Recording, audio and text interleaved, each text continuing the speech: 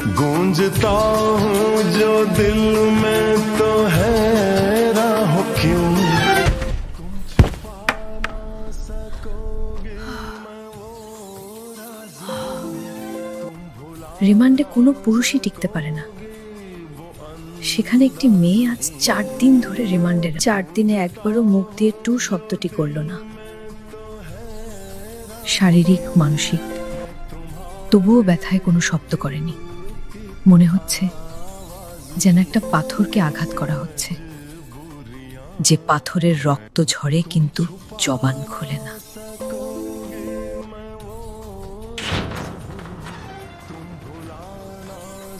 সম্ভব না।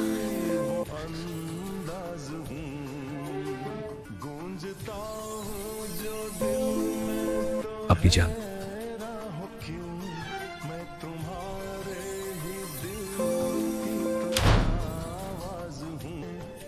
আপনার সাথে আজ আমার প্রথম দেখা। মেয়েটি চোখ তুলে তাকায়, ঘোলাটে চোখ, কাটা ঠোঁট থেকে রক্ত ঝরছে, চোখের চারপাশ গাঢ় কালো, চোখ দুটি লাল। মা বাবাকে মনে পড়ে?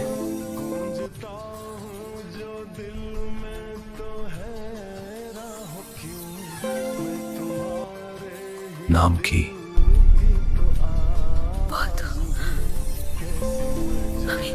আমি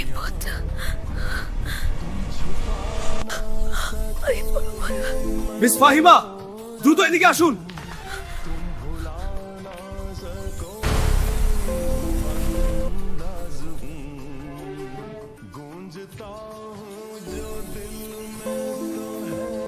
আমি আমার মেয়ের জন্য পাত্র চাইনি, তবুও বারবার কেন আসেন আপনি? এইবার যে পাত্র আনছি একেবারে খাঁটি হীরা। কতবার বলেছি আপনাকে, পদ্মর বিয়ে আমি এখনই দেব না। পদ্মকে অনেক পড়াবো। আপা, সময় কিন্তু থেমে থাকে না। মেয়ের বয়স আর কতই হলো? মাত্র 16। শামসুল আলমের মেয়ের বিয়ে হয়েছে 24 বছর বয়সে। যুবতী মাইয়া ঘরে রাহুন ভালো না। মেয়েটা তো আমাকেই বুঝতেন না।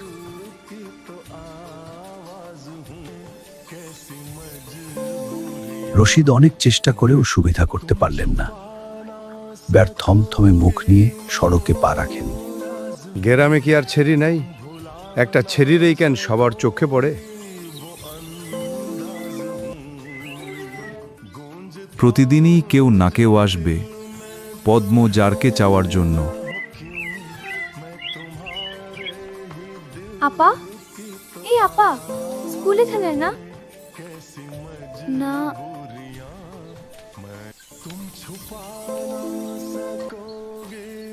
আম্মা, আপা কি স্কুলে যাইবো না?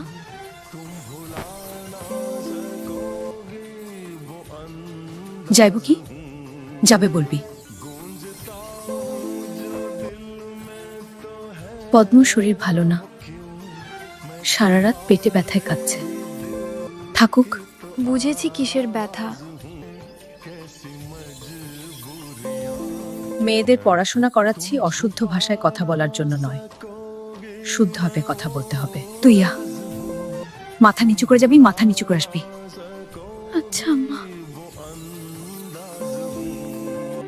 নিজেকে বারবার দেখি, কেমন যেন বদলে যাচ্ছি।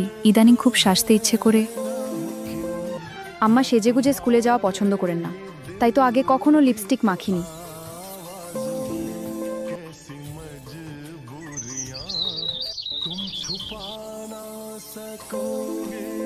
গুরুজনরা বলেন মায়ের নজর লাগে বেশি।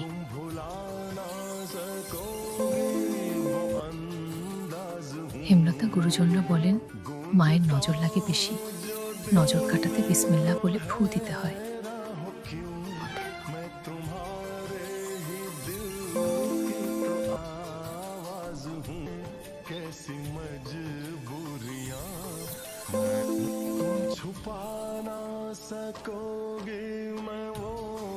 বেশি দেরি হয়ে গেছে আমার।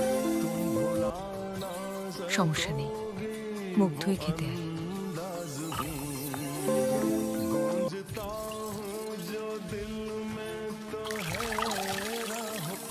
হেমলতা শিক্ষকের মেয়ে, তাই তার মধ্যে নিয়ম নীতির প্রভাব বেশি। মেয়েদের শক্তপোক্ত নিয়মে রেখে বড় করছেন।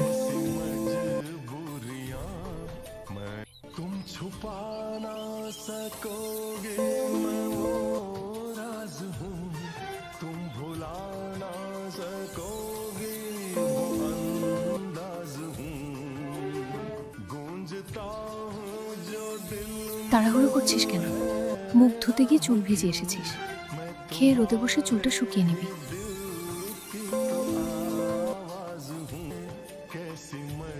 আচ্ছা আম্মা। পূর্ণা, প্রেমা আসে নাই? পূর্ণা আসছে, স্কুলে গেছে। প্রেমা দুপুরে আসবে। আম্মা, আব্বা কবে আসবেন? জানি না, খাওয়ার সময় কথা বলতে নেই।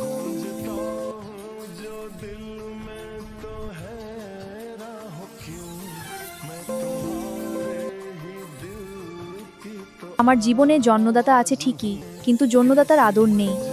আমি জানি না আমার দোষটা কি, কেন নিজের বাবা বাকি বোনদের আদর করলেও আমাকে করে না। আমি কি তোমাদের সত্যিকারের মেয়ে আম্মা?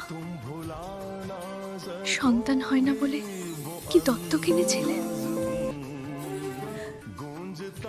আব্বা কেন মা এত অপমান? তুই আমার গর্ভের সন্তান, আর তোর বাবারই মেয়ে। এখন যা, পড়তে বস। অনেক পড়তে হবে তোর। পদ্মজার কেন জানি মনে হয় একদিন হেমলতা নিজ থেকে খুব গোপন কোনো কথা বলবেন, তবে সেটা যেন সহ করার মতো হয়। এই দোয়াই সারাক্ষণ করে সে। এত কি ভাবছিস? 8 গ্রাম মিলিয়ে অলন্দপুর। প্রতিদিন নিয়ম করে সন্ধ্যা রাত থেকে তেন্দুগাদ্ধা থাকে, আর সারাদিন তো বিদ্যুতের নামগন্ধ থাকে না। বিদ্যুৎ দিয়ে লাভটা কি হলো? আজ আমের আচার বানানোর কথা ছিল, সন্ধ্যা কাটতেই বিদ্যুৎ চলে গেল। কয়েক মাস হলো গ্রামে বিদ্যুৎ এসেছে।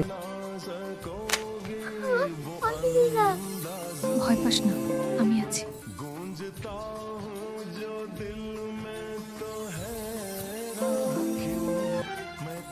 হায়, টর্চ নিয়ে যা।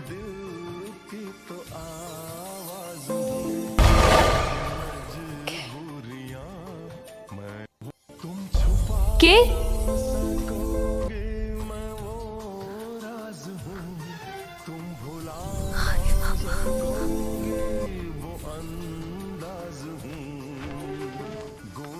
বুবু, বাড়ি আন্দর কেন?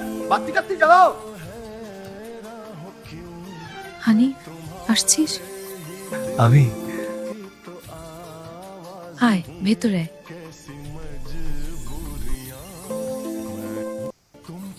তোমার ছেড়িগুলান কইতে?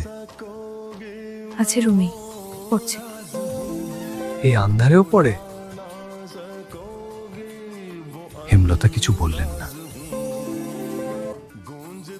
হানিফ এই বাড়িতে আসলে কেন জানি খুব অস্বস্তি হয়, অকারণেই। ওদের খাওয়ার সময় হয়েছে, তুইও খেয়ে নে।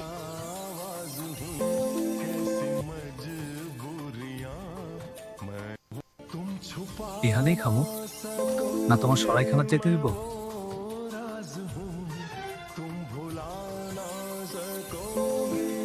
গ্রামে থেকেও হেমলতা খাওয়ার জন্য আলাদা রুম নির্বাচন করেছেন।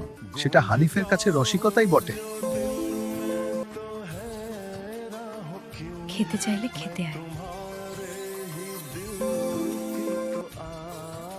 পদ্মজা কিছুতেই খেতে আসলো না, কেমন জড়সড় হয়ে আছে। মনে হচ্ছে হানিফকে ভয় পাচ্ছে বা অবহেলা করছে। হানিফ 6 বছর সৌদিতে ছিল, 3 মাস হলো দেশে ফিরেছে। 3 মাসে যতবার হানিফ এই বাড়িতে পা রেখেছে, ততবারই পদ্মজা অজুহাত দিয়ে দূরে দূরে থেকেছে। হেমলতার বিচক্ষণ মস্তিষ্ক মুহূর্তে ভেবে নিল অনেক কিছু, তাই জোর করলেন না। আজই এই লুকোচুরির ফয়সালা হবে। হানিফ পদ্মজাকে দেখার জন্য অনেক ছলচাতুরি করল, কিছুতে হানিফ পদ্মজাকে দেখার জন্য অনেক ছলচাতুরি করল, কিছুতেই সুযোগ পেল না।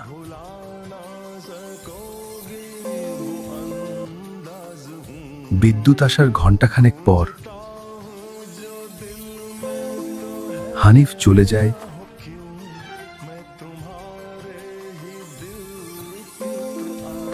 কতবার না করেছি লোকটার পাশে বেশিক্ষণ না থাকতে। তোরা কেন শুনিস না আমার কথা?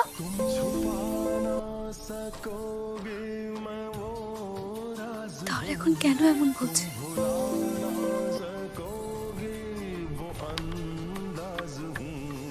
পদ্ম, আমার রুমে আয়।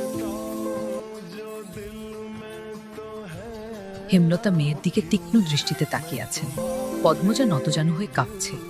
সুন্দরীরা ভীতু আর বোকা হয়, তার দৃষ্টান্ত প্রমাণ পদ্মজা। হেমলতার খুব মায়া হয় পদ্মজার সাথে উঁচু কণ্ঠে কথা বলতে। পদ্মজা রূপসী বলেই হয়তো। কি লুকোচ্ছিস? হানিফের সামনে কেন যেতে চাস না? সে কি করেছে?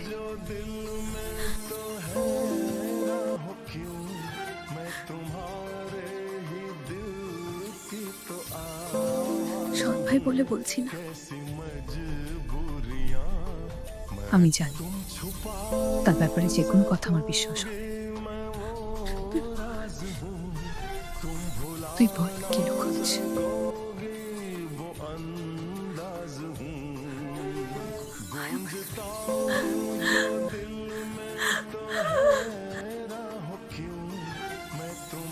কাঁদিস না, আয় আমার কাছে। বাড়িটা মোড়ল বাড়ি নামে পরিচিত। পদ্মজার দাদার নাম ছিল মিয়াফর মোড়ল। তিনি গ্রামের একজন সম্মানিত লোক ছিলেন। 6 কাঠা জমির উপর টিনের বিশাল বড় বাড়ি বানিয়েছিলেন 4 ছেলের জন্য।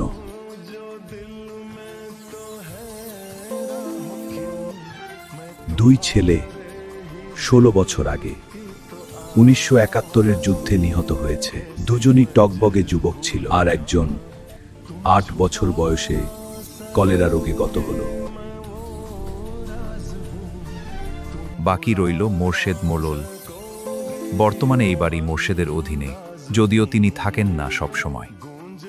পুরো বাড়ির চারপাশ জুড়ে গাছগাছালি, বাড়ির পিছনে নদী। রাত 9টা বাজলেই পরিবেশ নিশুতি রাতের রূপ ধারণ করে।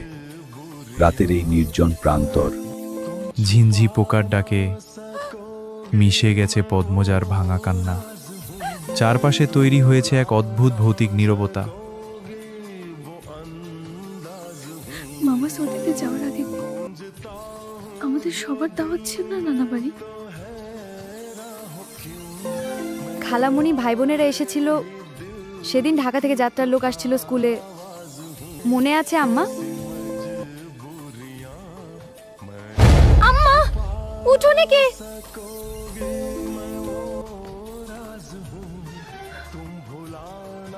আচ্ছা দিদি,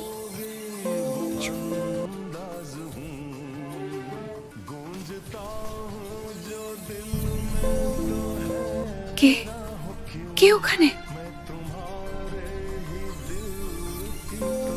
आवाज हूँ कैसी मजबूरियां मैं तुम छुपा ना सकोगे मैं वो। আসসালামু আলাইকুম, আমি পদ্মজা। আপনারা যদি পুরো উপন্যাসটি সিরিজ আকারে দেখতে চান তাহলে চ্যানেলটি সাবস্ক্রাইব করে পাশে থাকুন আর বেল আইকনটি অন করে রাখুন।